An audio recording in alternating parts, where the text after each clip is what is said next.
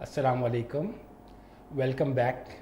If you remember last time I taught you phrases, clauses and sentences, and this time we have another topic for you: conditional sentences, modals and vocabulary. In vocabulary I shall teach you some strategies about improving your vocabulary and tell you why vocabulary learning is important. Okay, I'll start. List of contents, as I told you: conditional sentences, modals and vocabulary. Conditional sentences. Now students always find them confusing. The point is, what is the reason? Why are they confusing? There is a specific reason for that, because there is a condition in it. That's why the rules change. If you look at the grammar, the meaning, if you have the present tense, the meaning is different. Sometimes it is future. We use imaginary, hypothetical situations. That's why it often becomes confusing for the students. And conditional sentences, if I give you a simple definition, they describe situations which can be real, possible, unlikely or imaginary, and they depend on the particular condition. Only if this condition is fulfilled, then a result is possible. Now, conditional sentences are composed of two parts. You see, after one part we put a comma. I will say they consist of two clauses. Okay, the if clause, in the first part we have the if clause, there we have the condition, and the main clause has the result. So remember the basic rule: the if clause and the main clause which has the result in it. Now let me try first. For your overview, I'll give you some basic examples. Look, if you heat water, it boils. If you heat water, this is the first part of the sentence, this is the first clause, and then we put a comma. If shows condition, so the first part contains condition. It boils, this is the result. Interesting thing to note, this is a real situation. It always happens like that. Okay, it's real, it's in the present. You get my point? It is the present tense, it is the present situation. Now look at the other one. If it rains, I will bring an umbrella. What does this mean? If it rains, I will bring an umbrella. This is a possible future situation. It is a possible future situation. If it rains, I will bring an umbrella. So the condition of bringing an umbrella is on rain. Okay, you can easily see that if it rains, again the simple present has been used there. I will bring, so it's different. Okay, we have will, we have the future tense here. All right, then if I won the lottery, I would buy a house. Now this is unlikely future. If I won the lottery, what does it show? Have I won the lottery? No. If I won the lottery, I would buy a house. Now this shows a bit of complication. This shows something different. If I won the lottery, I would buy a house, but I haven't won a lottery yet. That's the point. Look, if I had eaten carefully, I would have enjoyed good health. Now this is easy to understand. This shows one thing: I have bad eating habits. In my life, I don't eat healthy food. If I had eaten carefully, I would have enjoyed good health. This means currently, at the moment, my health is not good. So this is an imaginary, hypothetical situation, unreal situation, impossible situation. I am talking about past, some past action which did not happen, and its imagined future result. Does it look funny? There's something in the past I did not do, and so I did not get something. I did not get the required result. So why am I unhappy now? You see, this situation, I should have done something to get the result. Okay, now let's move on. Now try to grasp the main idea, zero conditional. What are the types of conditionals? Zero conditional, facts that are always true. In zero conditional, we use facts that are always true. Of course, scientific facts, universal truths, something which happen in the same way if the condition is met, if the condition is fulfilled. I will keep using this word condition all the time because conditional sentences depend on if, they depend on the condition. Okay, first conditional, possible future events. This means this thing is possible in future. This thing, this action, this situation is possible. I'm not saying that it would always 100% happen like that. No. Look, we have used the word possible. So we are talking about a possibility. Okay. Second conditional, imaginary or unlikely events. Now, imaginary events, you see, we always talk about some situations in the present, you see, and we are thinking about the future. Some situation of the present, we use the, I'll tell you about the tense also. But there, the chances of happening are very dim, very bleak, very little, or sometimes even impossible, hypothetical. I will explain you how. Third conditional, imaginary past events. I am dreaming about past. In some past condition, if this happened, this I would have got this much money. So you can say it is all unreal situation when we talk about the third conditional. We move on. English conditionals, scale of probability.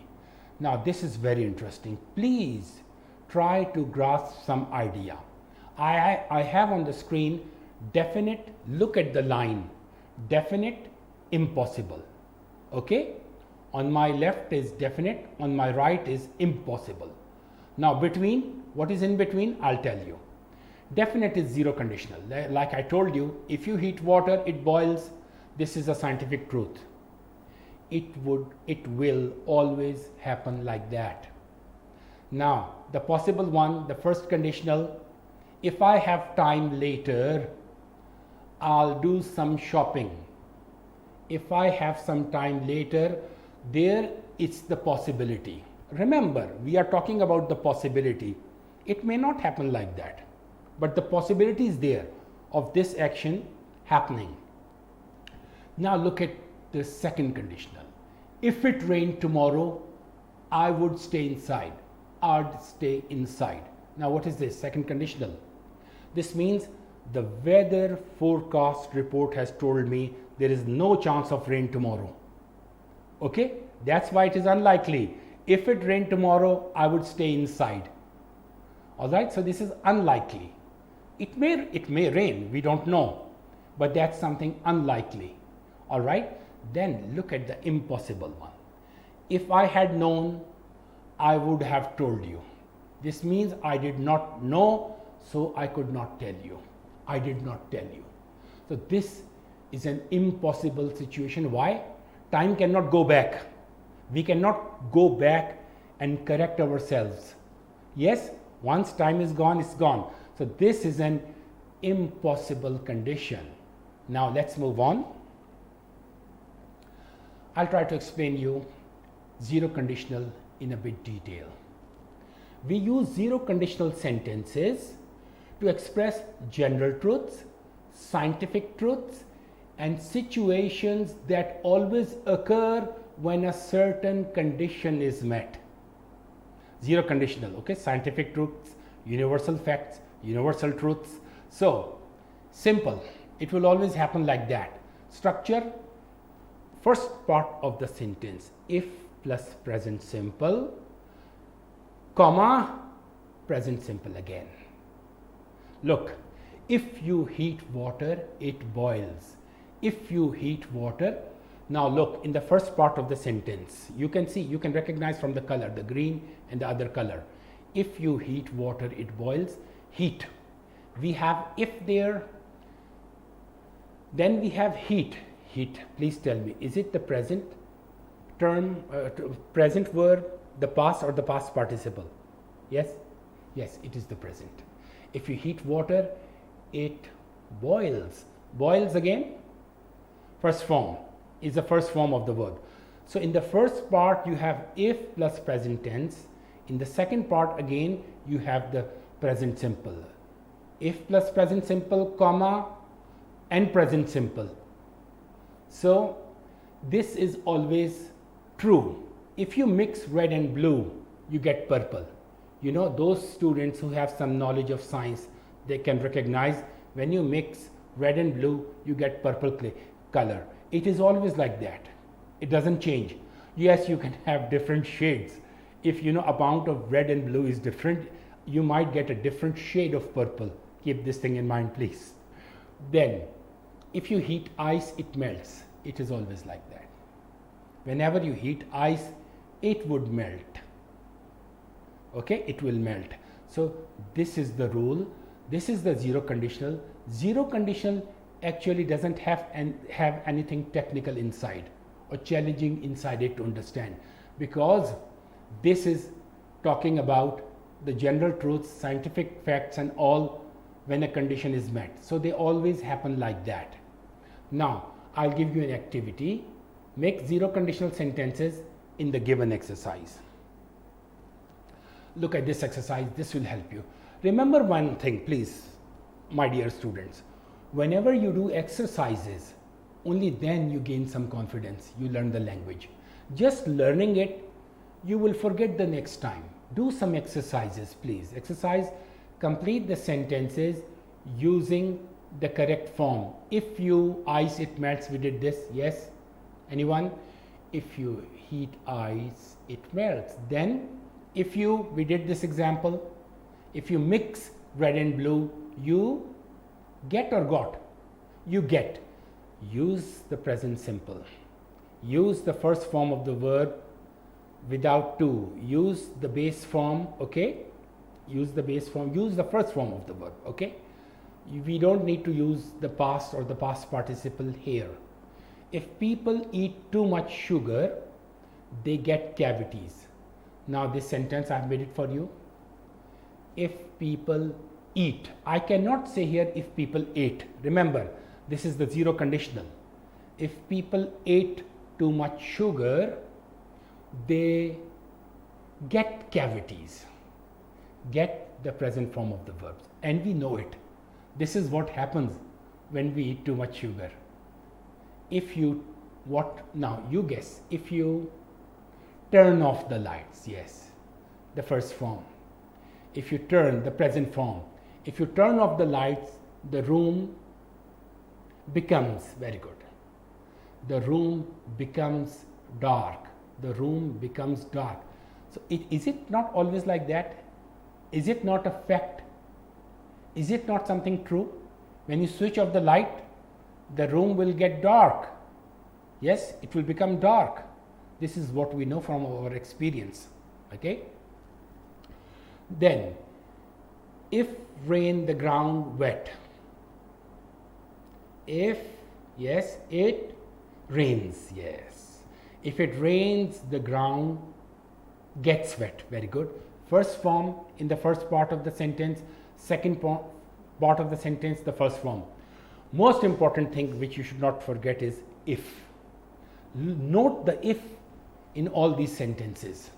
Okay? Don't forget if, and don't forget the position of if. I'll explain you later. Now this is the key. I just want to tell you one thing. I have solved it with you, but let me tell you a golden rule. Whenever you have an exercise to do, always first try to do it yourself. Don't jump to the key to find the answers. This is not going to help you. This is a bad habit, okay? Please remember this. First conditional sentences. We talk about possible future events that are likely to happen if a certain condition is met. Likely to happen. Okay, there are chances of happening. Now see, structure. If plus present simple, will plus base form. What is the difference? How do you differentiate from the first one? Zero. Here we have will. Remember this. This is making the difference. If you study hard, you will pass your exam. If you study hard, look, study hard, we have used if and the present simple. Yes, study, we use the first form. You will pass your exam. Now there is one addition, will. We have put will here. You will pass your exam. You see, this is talking about possible future events that are likely to happen. They may happen like these in future. Okay, this is the difference. Please differentiate this from the zero conditional. It is very important. Move on to the next slide. First conditional, again, same example. If you study hard, if I study hard, I will pass the exam. Okay, it depends on my study. If it rains tomorrow, we will cancel the picnic. I'm talking about a condition. If it rains tomorrow, we will cancel the picnic. So the condition of cancelling the picnic is on rain, but it is possible. It is likely to happen. There are chances it may not happen. Remember this thing. Okay, we are talking about a possibility, right? Variations. Now this is important. We can use may, might or can instead of will for less certainty, for less surety. May, might or can. Example, if you hurry, you might catch the bus. Now this meaning gets a little different. There is less certainty here, less surety here. Let's say it's 50-50 or something like this, or less than that, or even lesser than that. You might catch the train. Now look at the activity. Fill in the blanks with the correct form of the verb in the first conditional sentences. Complete the sentences with the correct form. If you what? Now you will help me. If you, what did we say? In the first part of the sentence, it should be the present. Okay, the first form of the verb. If you study hard, you pass the exam? No. What did I say? There is something extra here. Will. You will pass the exam. It is important to put will, please. So my passing the exam depends on my study, depends on my hard work. Remember, if it tomorrow the picnic, the same sentence like before. If it rains, we cancelled? No, we will cancel. We will. Add will and the first form of the verb. We call it technically the bare infinitive. Okay, it is without to. Then, if she, the job, she to New York. If she what? Yes, gets the job. Present form. She will move. Very good. Very good. She will move to New York. Okay, it's important to add will. Just remember, if they invite us, now it should be easy. Will attend. Yes, will attend the party. If they invite us, we will attend the party. Next, if he apologizes, she will be happy. If he apologizes, she will be happy. Look here in the first part of the sentence, condition is there. Based on the condition, there is a result. That's why we call them conditional sentences. Then answer key here. I'll say the same thing, please. First, try to do the exercise yourself. This time I have done it with you. Okay, so next time when you find some exercises from internet, from good books, try to do the exercise yourself, please. Remember, this is important. Then go to the key. Okay, second, conditional sentences. In these sentences we talk about situations, okay, which are unlikely or imaginary. We talked about unlikely or imaginary situations in the present or future and their possible results. Now, This is tricky. Unlikely or imaginary situations in the present or future and their possible results. Structure: if plus past simple, comma, would plus base form. Now, this needs some explanation. If I ran every day, I would win the race. If I ran every day, I would. There's an unlikely situation here. We are using the past form in the first form, in the first clause. If I ran every day. But what does that mean? It means I don't run every day. The truth is, I don't run every day. If I ran okay, I can start running, I can start any day, but at the moment when I'm talking to you, I'm saying if I ran every day, that tells us that I don't run every day. I would win the race. I'm talking about a future result, though I'm not running every day, but I am saying if this happens, this would happen. Okay, if I ran every day, I would. So we are talking about an unlikely situation.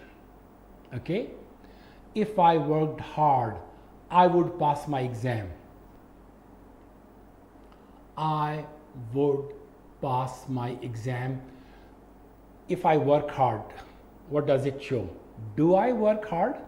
No. That's the conditional part of the sentence. When it says if I worked hard, this means I'm not working hard. I'm not a hard worker. This is what it is showing.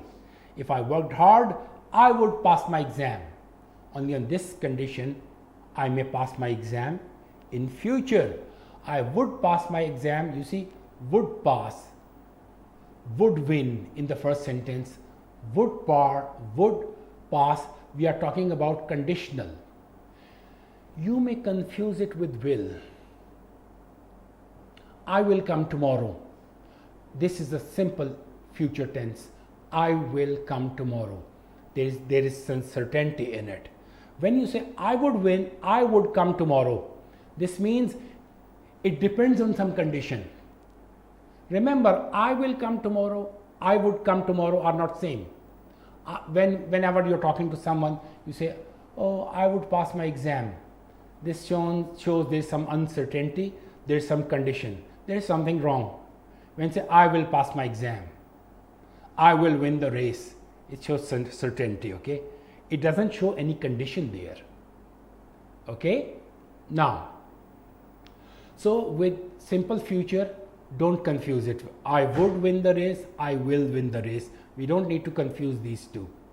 Then, if I had wings, I would fly. Come on, man. Do I have wings? We are human beings. We don't have wings. We are not birds. If I had wings, I would fly. If I had wings. So what situation is this? Just tell me. This is hypothetical. This is impossible situation. If I had wings, I would fly. We don't have wings, so this is not possible. Now rewrite sentences to create second conditional structure. Complete the sentences using the correct form.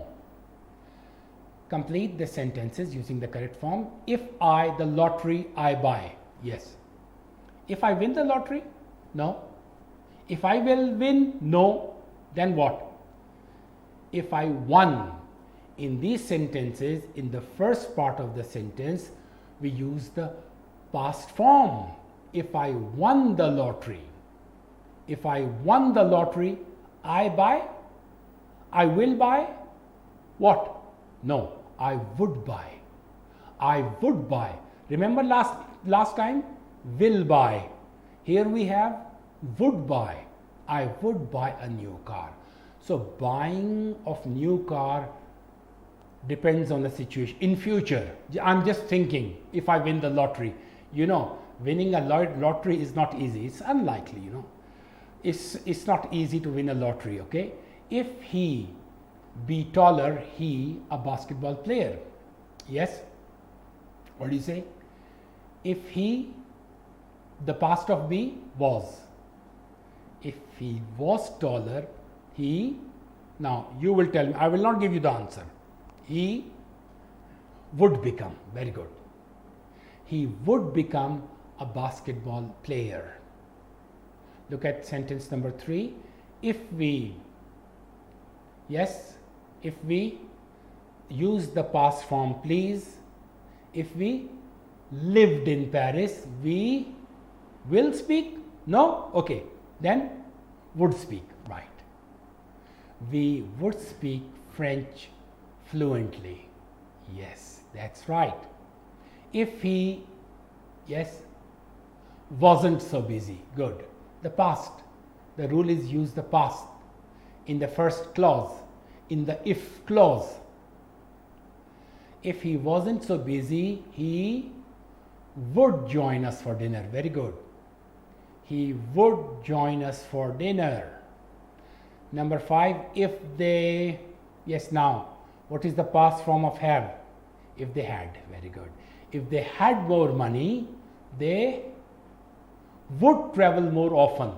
So traveling depends on money. It's just thinking, whenever we are using these sentences, if I was taller, if he was taller, you see, this means he's not tall at the moment. If we lived in Paris means we are not in Paris. We are not living in Paris. If we say, if he wasn't so busy, you see, this shows he's busy. If they had more money, if they had more money, what does it mean? They don't have money. They are just thinking if they had more money, they would travel. Unlikely situations because they don't have money. All right, this is what you would remember. Let's go to the next. This is the key. Okay, when you start it yourself, please try to do it yourself, then look at the key. Okay, I hope you got my point. Now the third conditional sentences. We use third conditional sentences to talk about past situations that did not happen and their imagined results. Past situations that did not happen and their imagined results. Does it look funny? Now say, if I had studied more, I would have passed my exam. What is this sentence telling you? If I had studied more, I would have passed my exam.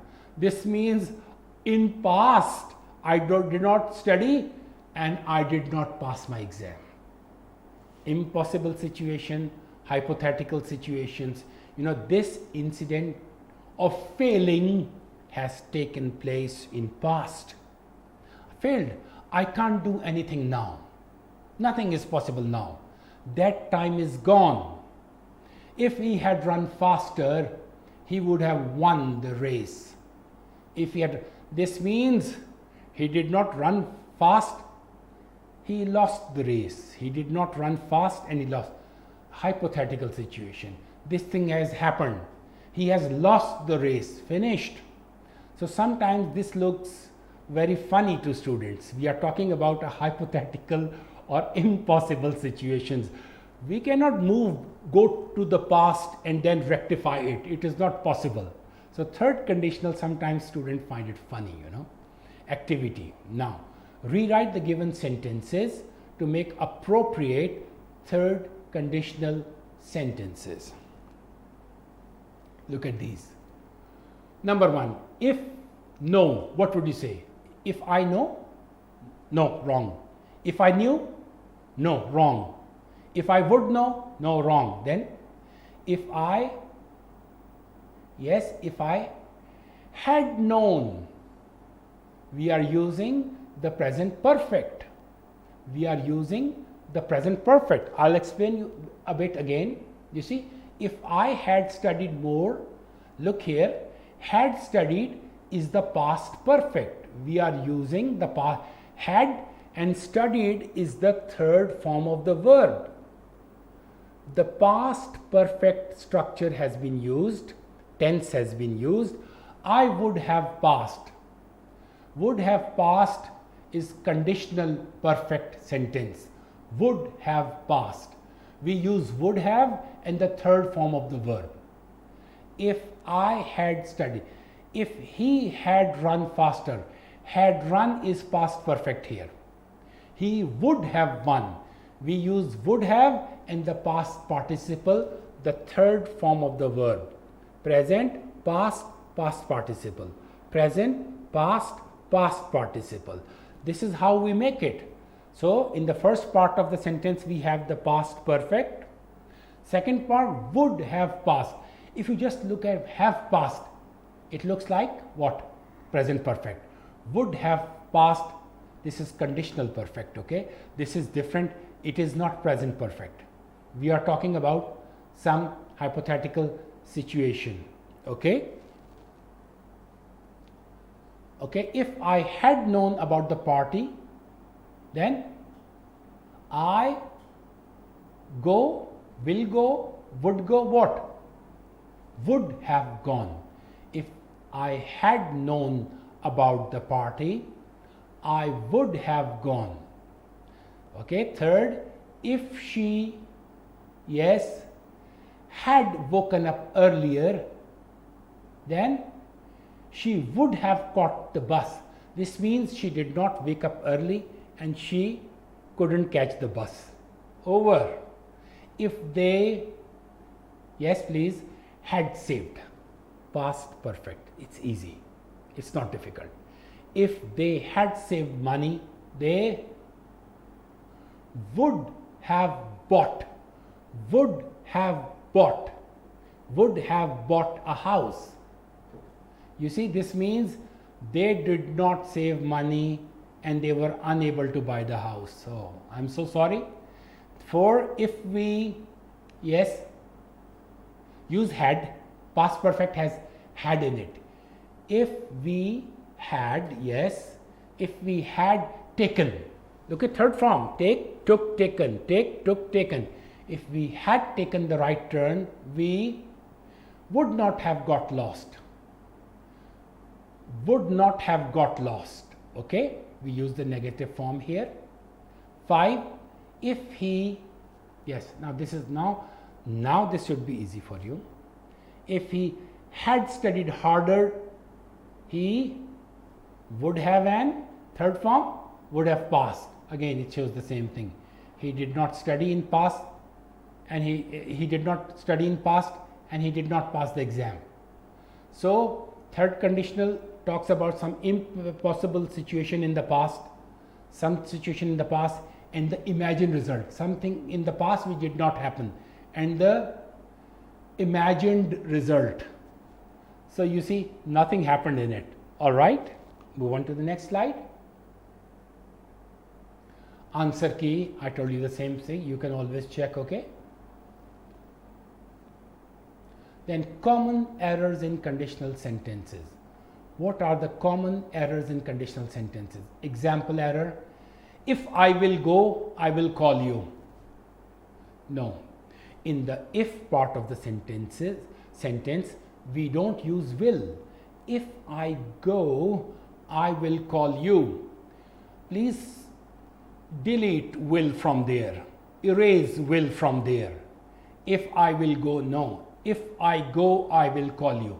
But you will see people using it wrongly. Okay, start noticing from today.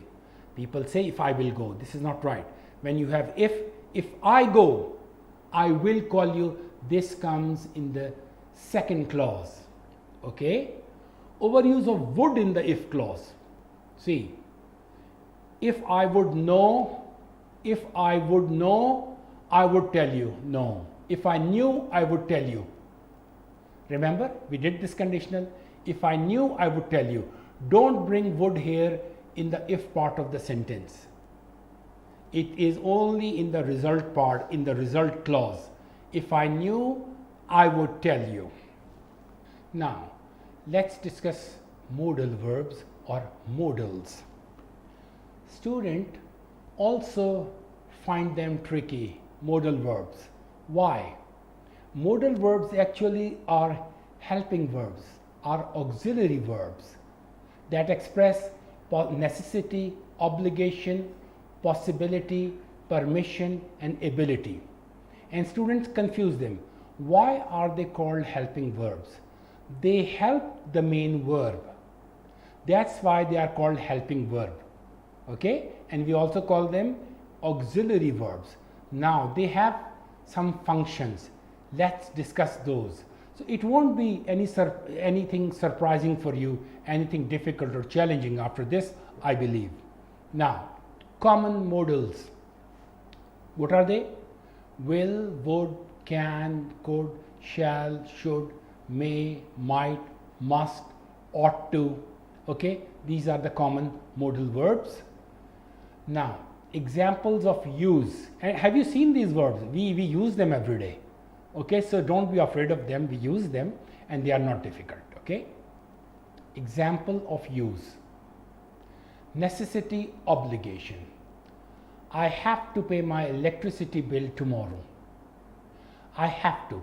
This is showing some necessity, some obligation. I must exercise daily for good health. Okay, I have to pay my electricity bill. I will explain you this. You see, this is my obligation. This is the law. You see, this is what the electric department is telling me to do because I am using a facility. Okay, I must exercise daily for good health. This is, I'm saying something very strongly to myself. You see, this is necessary, okay, for me to survive, to have good health.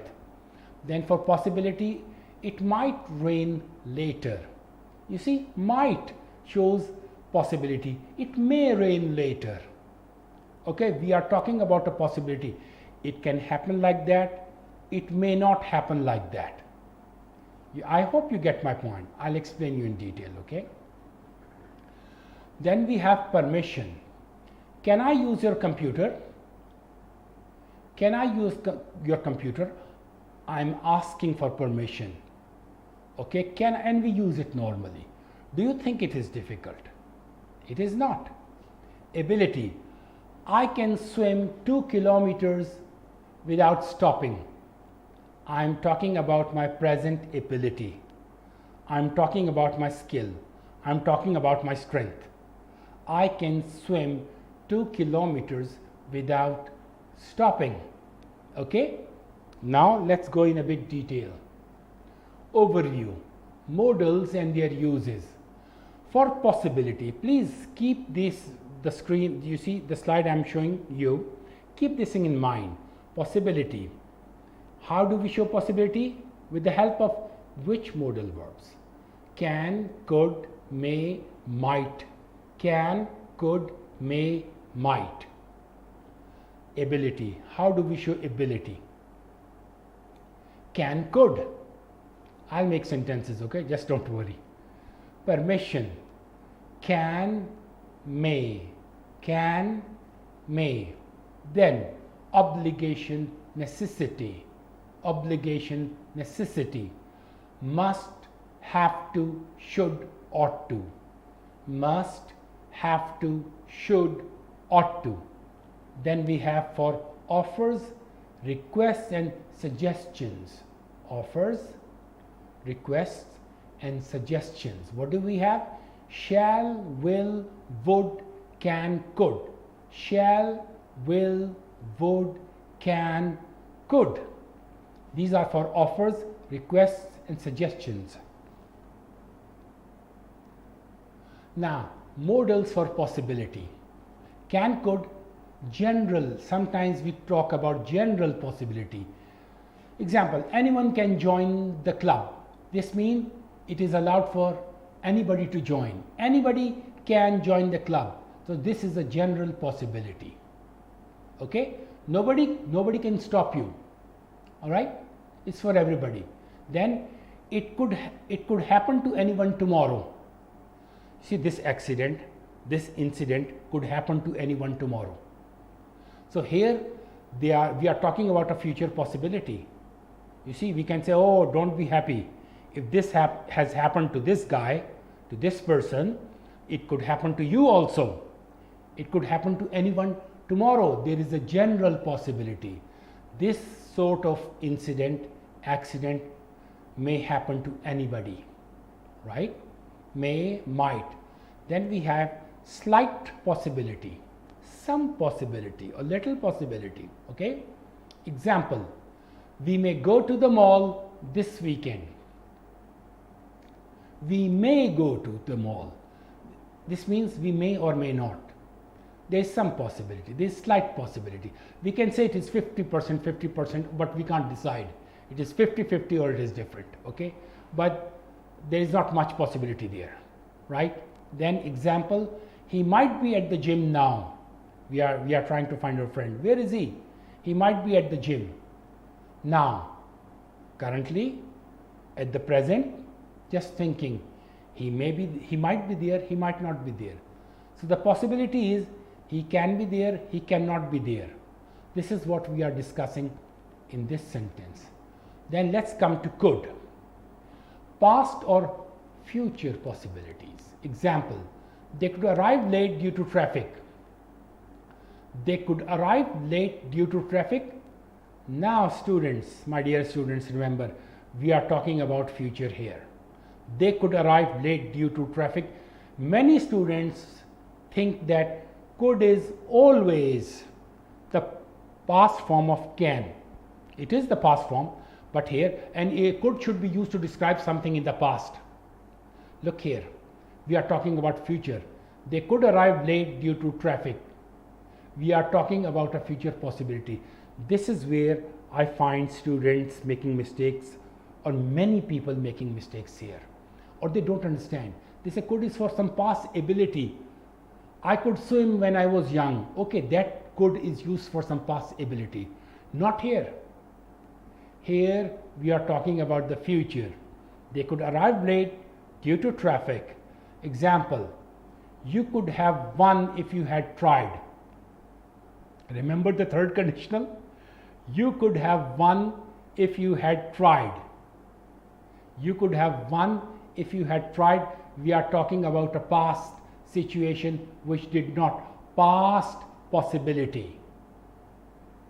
We are talking about past possibility here. You could have won if you had tried. This means he did not try and he did not win. We studied this concept in modals, if you remember, in conditional sentences, right? Now move on to the next slide. Modals for ability. Can is used for present ability. I can play the piano.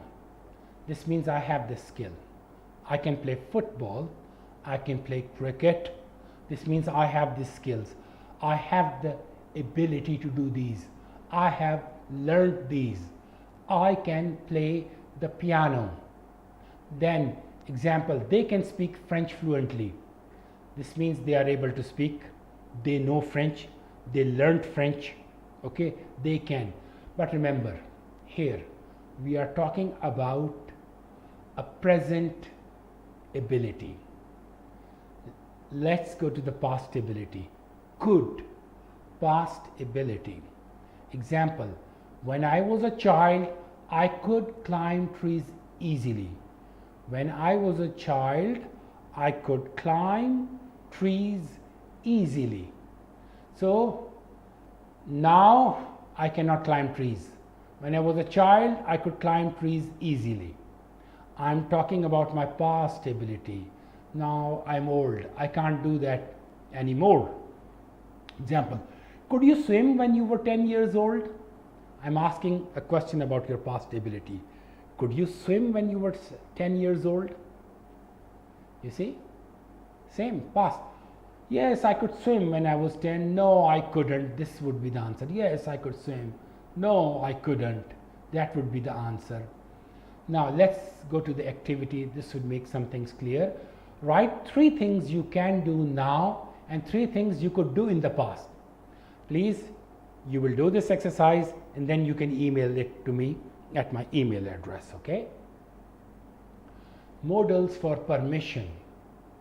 Can, may. Asking for and giving permission. Asking for permission and giving permission. Have a look at it.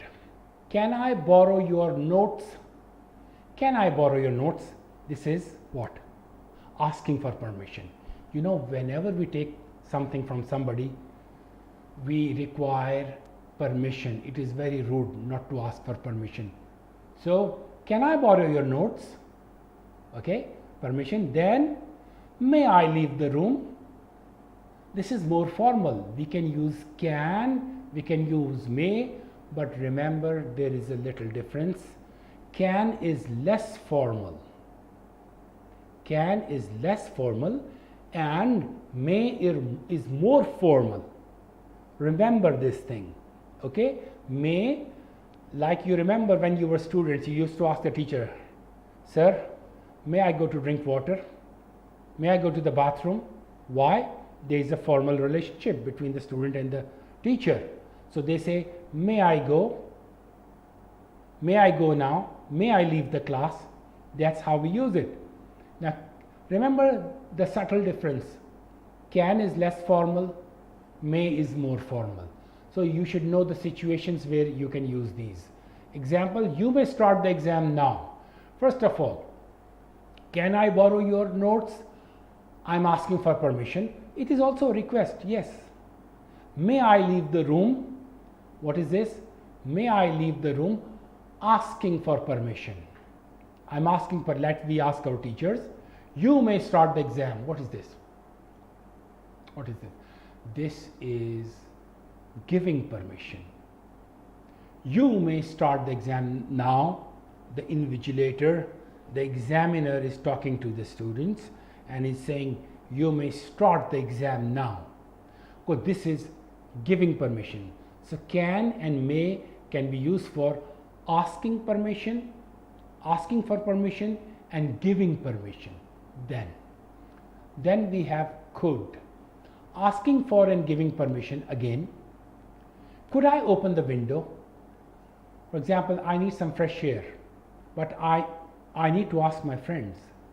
Could I open the window? Maybe somebody has got a cold, is not feeling well, is feeling cold. So he may say, no, sorry, I'm sick, I'm not feeling well, don't do that. So could I open the window? This means I'm asking for permission. Yes, could I open the window is also, it has request in it. It is also request. Asking for permission, it's also a request, okay? Example, again, you could go now. What is this? This is giving permission. This is also a form which many students do not know. You could go now. Again, they confuse it could for past ability.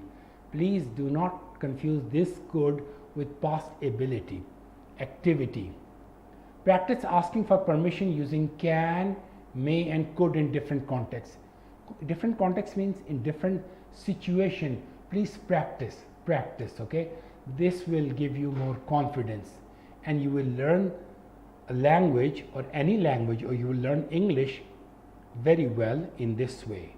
You need to do some practice. Then, modals for obligation and necessity. Obligation, what is obligation? Obligation is like your duty, okay? Some like work, I am doing the work, this work, teaching, this is my obligation, okay? Modals for obligation and necessity. Necessity, something which is important, you must do that, you can't miss it, okay? Must, strong obligation or necessity.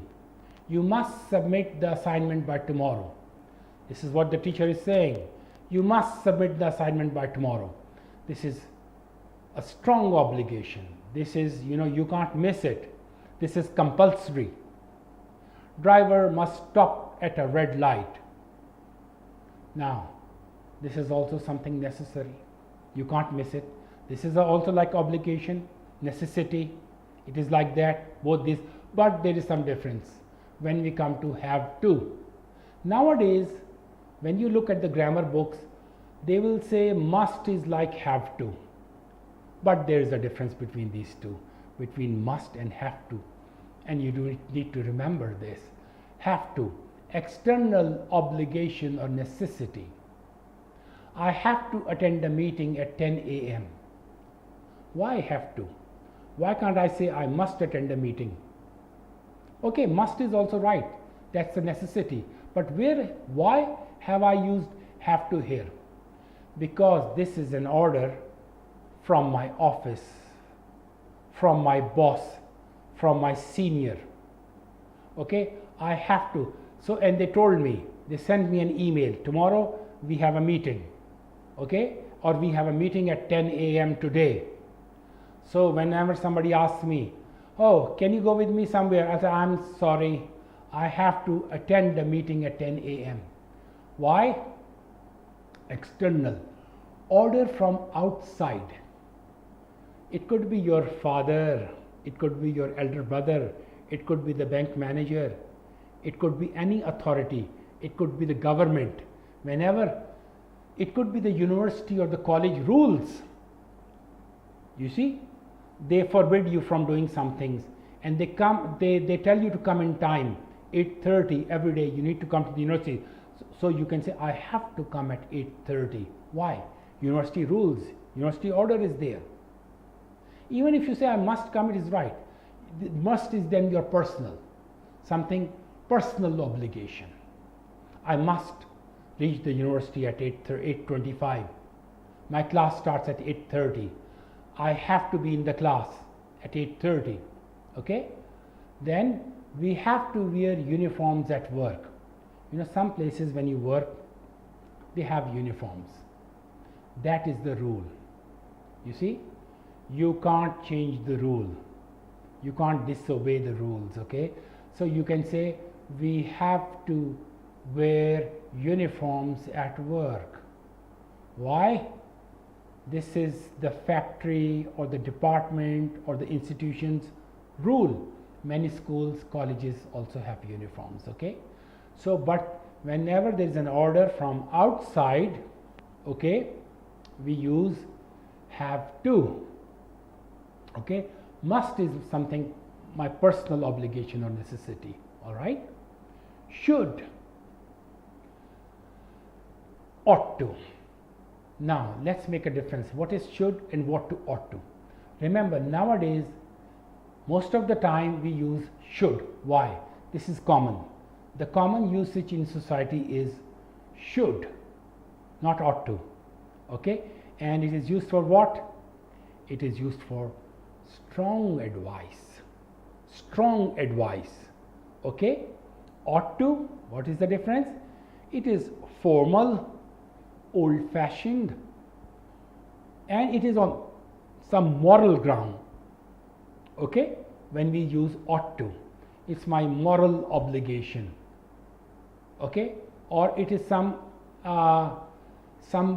thing which is there in the society, in the it is the custom of the these are the customs of society, something like this. Okay? Now see, example, you should apologize to her. What is this? This is a strong advice. You should apologize to her. Okay? Next sentence, you ought to apologize to her. What is ought to? You see, you shouldn't have talked to her like that. In our society, we don't talk to women like this. This is not our culture. It is against the society's norms. So you ought to apologize to her, please. Okay? Or on moral ground, no, you ought to apologize to her. We don't talk to like that with ladies. Okay? This culture is different, right? I hope you got it. Ought to, should is strong advice. All right? Modals for offers, requests and suggestions. Shall for offers and suggestions, mainly in British English. Okay? Shall. Example, nowadays you may not find many people using shall. Let me clear this fact to you. Shall I open the door for you? What is this? Is it an offer or suggestion? It is an offer. Shall I open the door for you? You are offering help to somebody. You are offering help to somebody. Example, shall we meet at the cafe? Is it an offer? No. Is it a request? No. What is it? Suggestion. You're just suggesting something. If we do like this, I think this would be better. Suggesting something. It is not offer, it is not request. It's very clear. Then, will, would. offers, polite requests and predictions. Now see here, will you join us for dinner? What is this? Offer. Someone is, you see, offering you dinner. Will you join us for dinner? Okay. Easy. We use will here. This is also a point I've seen students struggle here. They don't know that will can be used for offer. Will you join us for dinner? Then you have would. Would you lend me some money? What is this? Would you lend me some money? This is a request. Would you lend me some money? Okay. So then what is the difference between will and would? Yes. Would is more formal. Remember this. Would is more formal. Example again different. He will probably call later. Now what is this? Is this offer? No. Is it request? No. Then what is it? What is it? This is just a prediction about future. Future prediction. Prediction talks about future. Yes. He will probably call later. He will come tomorrow. There is no request, there is no offer in these sentences. Okay. I hope you understood the difference between will and would also. Would is more formal. Can, could. Informal requests or offers. Informal, yes. Can, could we are going to use for informal requests and offers. Then my point is, what is formal? May. Formal is may. Now see here, example. Can I help you? This is an offer. Okay.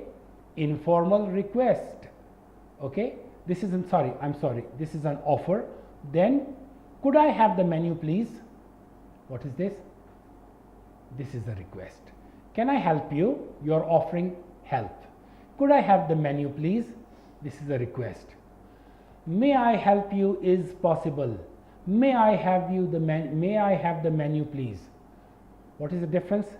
It is used in formal situations. May I help you? Okay, some official may talk to you like that at the airport or somewhere. In the bank, may I help you? All right, this is formal. May is formal. Otherwise, can, could, informal requests or offers. Activity. Create a dialogue using modals for making offers and suggestions. Okay, 2 you can work in pairs. And then you can create a dialogue. You can both 2 students can write the dialogue and then they can practice this. You get perfect by practicing. Modals in the past. Could have. Okay, indicates a past possibility that did not happen. She could have taken the train earlier. She could have taken the earlier train. What does this show? She was unable to take the train. She missed the train. Indicates a past possibility that did not happen. Again, another example, you could have warned me. What happened? My friend did not warn me. And I am talking to him now. Look, what happened? You could have warned me at least. You did not warn me. So that was a past possibility that did not happen. Now, should have, ought to have. Expresses regret or missed obligation. Request or missed obligation. Example, I should have brought an umbrella. You see, I should have brought an umbrella. He or she did not bring an umbrella and it started raining. I should have brought an umbrella. This shows regret.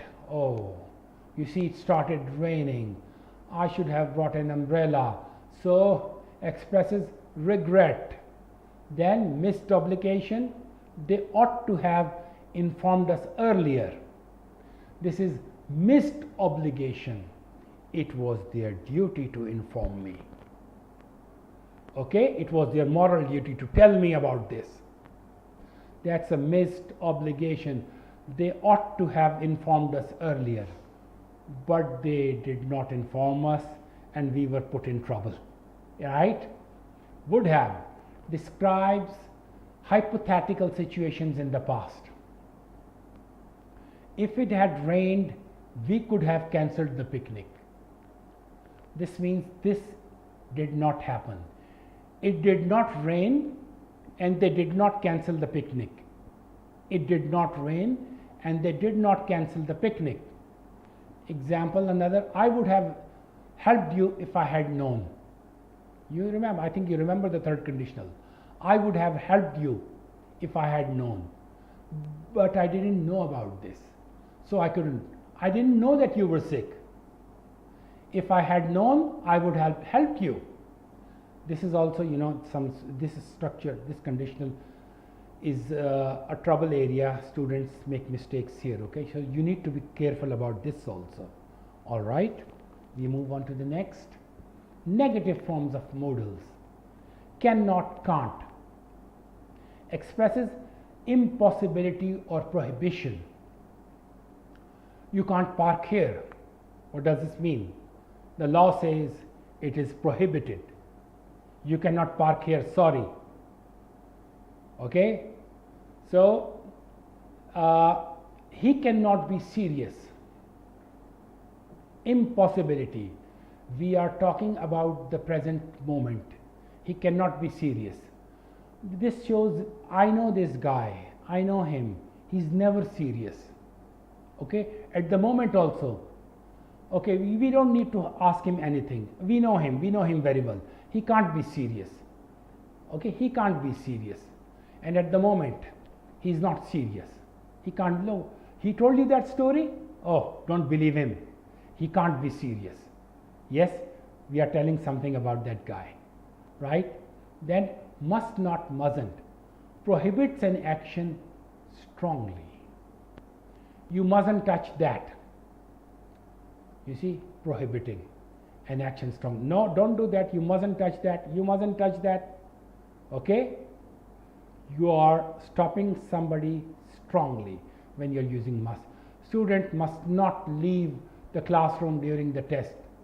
Student must not leave the classroom during the test. This is again prohibiting somebody and prohibiting strongly. That's where we use must. Okay? Should not, shouldn't. Advises against an action. You are stopping somebody from doing something. See how? You shouldn't eat too much candy. You shouldn't eat too much candy. Advising against. You shouldn't eat. Then you should not speak to his elders. He should not speak to his elders like that. Should. You see? Telling not to do something. Should, we know, is for strong advice. I told you it's for strong advice. But here, advice against an action, stopping somebody. Okay? Stopping somebody strongly. Right? Common mistakes with modals. Overuse of must when have to is appropriate. I told you the difference between must and have to. Example error. I must go to work today. It's better. I have to go to work today. Why? Generally, we work somewhere. We work for somebody. It's our duty. So have to is more appropriate. I have to go to work today. I'm not saying I must to go to work today is wrong. Guys, remember, students, please, it's not wrong. Have to is much better than that. It's better. I'm an employee of this university, so I have to go to work 5 days a week, right? Because this is the university rule. Here I cannot use must, but even if I use it, it is something personal, something personal which I am saying, my personal obligation. Using past tense with modals incorrectly. Example error. He musted leave early. Please, must. Don't make a past form of must like musted. This is not possible. He had to leave early. We don't have a past form of must like musted. So he had to. Whenever we want to use past, use have to. You will say, no teacher, but have to, past is had to. Must should be musted, no. Must, the past of must is had to. Remember this time, that's a delicate point to understand, okay? Mixing modal meanings, confusing advice with obligation. You must eat healthy. It's better, you should eat healthy. Don't make it an obligation. You must, whenever you are giving an advice, you must eat healthy, okay? Don't use must there. Identify and correct the mistakes in the given modal sentences. Have a look. Choose the correct modal to complete each sentence. You can must be quiet in the library. Yes, can, must. You must be quiet in the library. This is the rule of the library all over the world. Okay, it's the same. He finished the report by Friday. Have to, must. He has to. He has to finish the report by Friday. It's an order. It's an order by the boss. Okay, so he has to finish the report by Friday. Exercise 2. Rewrite the sentences using different modals. Example, it is necessary for you to leave early. Instead of saying such a long sentence, answer, you must leave early. You know, for necessity, we said must, right? You remember, you must leave early. Example, it is possible she will join us.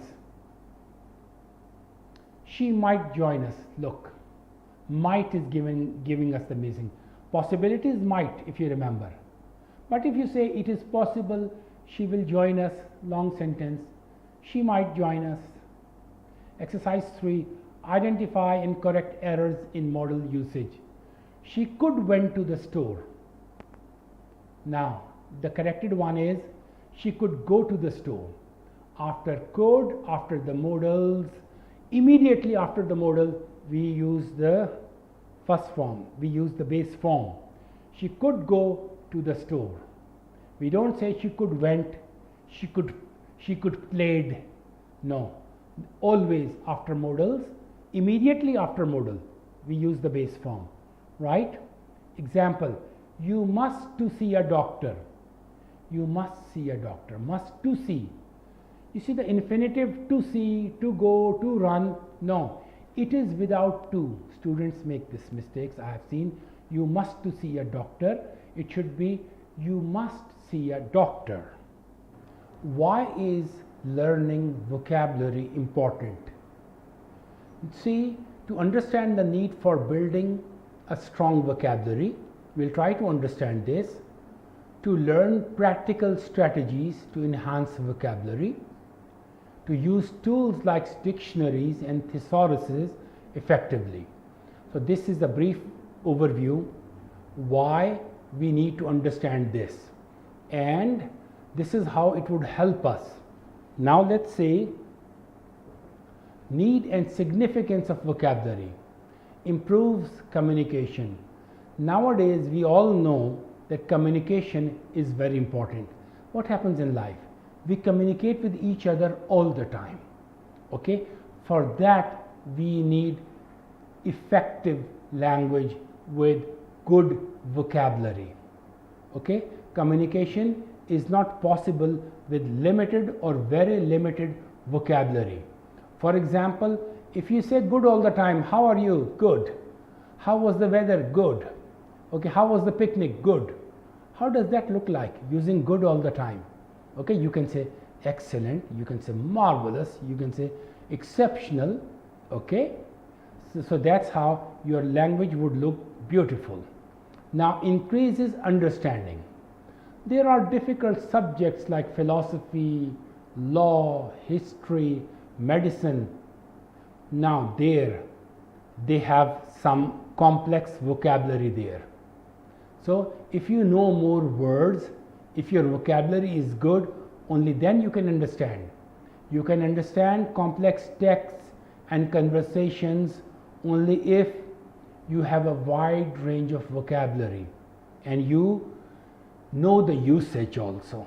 Okay, just committing vocabulary to the memory, putting it there, and I'm unable to use it is not good. Okay, then it boosts confidence. You know, in speaking and writing, some people, they don't have confidence. What's the reason? They're short of vocabulary, especially in writing. Whenever they start writing, they start thinking. Some students in exams, in tests, they say, oh, I forgot the word. Later, I remembered this was the word I was supposed to use. Why is that so? Let's see how we can remember vocabulary. I'll tell you about this. Then, you see, even when you are writing an essay, like the example I gave you, the same example, it's difficult to write a good essay without good vocabulary. Some students can write 5 pages. Some students cannot write 1 page. Of course, there is a problem of ideas also. They don't have enough ideas. Okay, that is also a problem. But vocabulary is also a big problem. Now, techniques to build a sound vocabulary. Reading regularly. This is the best habit. Nowadays, what do we see? You see, internet is there. Now people like to watch. Okay, listening is good for vocabulary. You listen to new words and you improve your vocabulary. But you can't ignore reading. There are books. Read different genres like news, fiction, non-fiction. Newspapers are there, novels are there, short stories are there, okay, history books are there, autobiographies are there. So see what you like, then start reading. This will improve your vocabulary, but you cannot ignore reading. Reading is a very good habit. Okay, if you find nothing, newspapers, please start reading newspapers. There are different stories. There are sometimes stories in the newspaper. Okay, sometimes science fiction, especially the Sunday magazine has a lot to offer. Then, for example, you read an article about economics and you see the terms, oh, inflation, recession, what do they mean? Then you look up in the dictionary. Oh, I got it. This is how they are used. Now, to infer meaning, context is important. Please, context is very important to infer the meaning of the word. Example, the meeting was adjourned. You can guess that adjourned means ended or paused. Just guess. Even if you are not sure at this moment, then look up the word. Okay, open the dictionary, see the meaning. Okay, don't keep guessing. This is what I want to tell you. All right. Word lists. Maintain a journal for new words and their meanings. Why? So that when you have maintained 200 words, 300, you know these words I have learned and I need to know more words, their meanings, their usage, their pronunciations. Okay, if you keep a record, then you'll say, okay, now by the end of this year I have learned 500 words and I need to learn some new words. Okay, you can keep a record in your mobile phone, you can keep a record in your computer also. That would make it easy if you don't want to write and make a journal. Okay, strategies to build vocabulary. There are word games, there are apps nowadays. Okay, word games like Scrabble. Okay, it's a board game. You have small wooden tiles. Okay, you have like in horizontal, you have vertical, and there are different rules how you place them. You make words. Okay, it's a very interesting game, Scrabble. Okay, try that. And then apps. These days we have apps like Duolingo to make learning fun.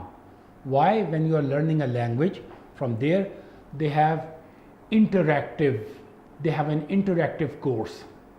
Okay, they have interesting exercises. Those are fun exercises.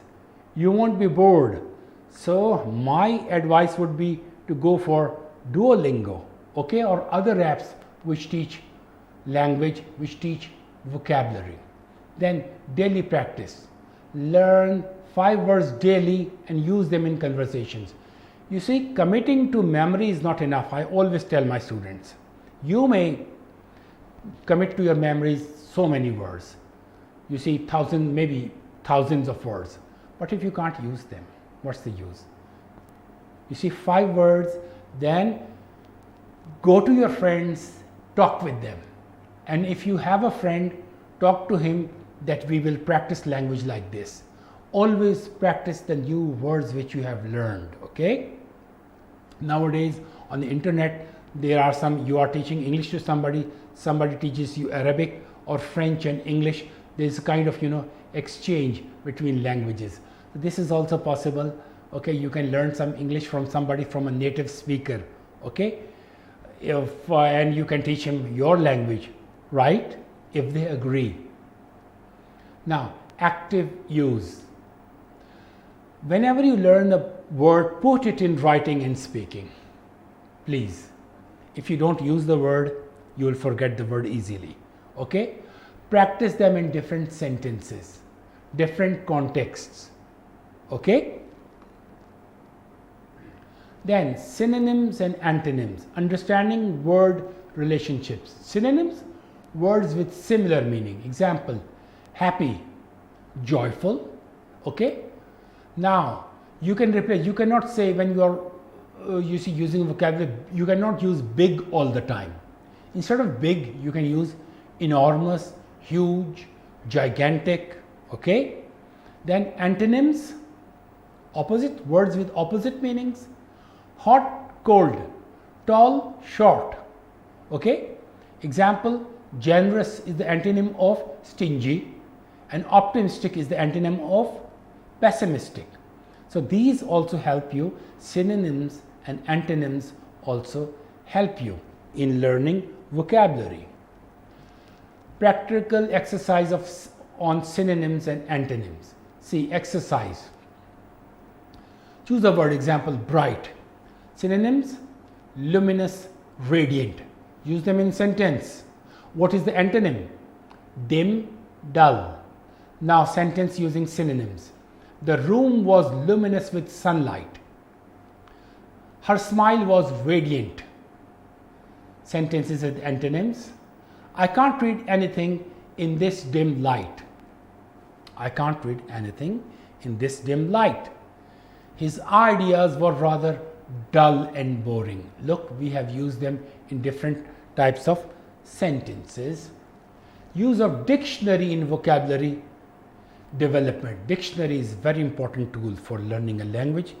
Okay, my dear students, remember this. Quick tip. Okay, while you're reading, you find new words. Look up the words. Open your dictionary. Okay? Okay, you find benevolent. What is the meaning of benevolent? Oh, you find it kind and gentle. All right, I know the meaning. Again, meaning is not enough. Meaning, pronunciation and usage. Meaning, pronunciation and usage. Okay, remember this thing. Example, serendipity. This new word, the occurrence of events by chance. Okay, we have chosen a difficult word. Okay, this difficult word. It is showing you the pronunciation, how to pronounce it. Now see, word origins. What are the origins of words? For deeper understanding, we need to know them. Okay. Now see, example, the word benevolent. What is the origin? This word has come from Latin. Bene means good, volent means wishing. Okay. Now look at the right side of the slide. Benevolent, what is this? What part of speech is this? It's adjective. All right. Then it has given you the synonyms. Okay. And then it gives you what is the adverb, how do you make the noun. Okay. So he says a benevolent donor, a benevolent society, kind and gentle society. This is how you can use your dictionary and using the dictionary practical exercise. See this challenging word. Example, obfuscate. I've given you a difficult word. Now, obfuscate means to make something unclear or obscure intentionally, on purpose. Okay? How to pronounce obfuscate? Example sentences. The politician's speech was designed to obfuscate truth. You see, to hide truth, to make it unclear, all right? Now, you know this is a noun. You have the strong synonyms. You have the meanings which match with it, okay? Then you have the opposite also when you look up the dictionary, okay? So you and I believe you all have been using the dictionary, okay? So, but please make it a habit. I know we learning dictionary from a very young age, but people have stopped using it. Use the dictionary on your mobile phone, all right? Your mobile dictionary. Thesaurus, a tool for expanding vocabulary. Why? Thesaurus is commonly known as a dictionary of synonyms. Okay? Now you find the synonyms and enrich your writing and speaking. For one word, it will give you so many synonyms. Okay? Like for example, important. If you keep using important all the time, it looks very boring, uninteresting. So you can use crucial, vital, significant. Crucial, vital, significant. Now, ensure one important thing, students, which I have to tell you. Ensure that that synonym which you have chosen fits the context, the situation. Different words are used in different situations. You can go to net thesaurus.com. You can find the word important. Strong matches are there. Other matches are there. You can easily find. Thesaurus will help you a lot. Please remember this thing. Practical thesaurus exercise. The project was very important to the team. The project was very important to the team. Now you take help of the thesaurus. What will tell you? Okay, the project was crucial to the team. The project was crucial to the team. Repeat for 2 more sentences. She is a good speaker. If you take help of thesaurus, it will tell you she's an eloquent speaker. You know how beautiful it looks now. Okay? Original, he is always happy. You can say he's always cheerful. He's always cheerful. Now, eloquent, it will give you the pronunciation. It will tell you this is an adjective. Strong matches are there. Weak matches are there. And you should simply make it a habit to use thesaurus. And thesaurus.com, I would recommend you. Contextual vocabulary learning. Use context. Context the situations. You know, in different situations, different words are used. Okay? The surrounding words or ideas. From the surrounding words and idea, you try to guess the meaning of the word. Example, the lawyer's rebuttal was concise and to the point. Now, see, what does it mean? Concise. You can infer concise means brief or short. Concise means brief or short. You are just guessing. But still, my advice, if you are not sure, look up the word. Open the dictionary, please. Practical tip. Highlight new words when you are reading. Highlight new words and infer their meanings before checking the dictionary. Underline them. Use a highlighter marker any way you like. Okay? If it's your own book. All right? And then what you can do is first infer. Guess the meaning. Then look up the word in the dictionary. All right? Root words, prefixes and suffixes. Why should we learn root words? Okay? Root words help us understand unfamiliar words easily. How? Look, tele means distance. Vision means seeing. So television means seeing from a distance. seeing from a distance. Other examples, biology. Bio means life, logy means study. So biology means study of life. Then you have this un. Un means not. You add believable, unbelievable, not believable. Okay, prefixes, they come before a word. These are short parts of a word, come in the beginning and they change the meaning. All right. Practical root word exercise. Now look at the word. Now let's analyze it. Unbelievable. Break down prefix un. Un means not. Okay. And the root word is believe, to trust or accept. Suffix able. Able came at the end. We have prefixes, we have suffixes. Able means capable of. All right.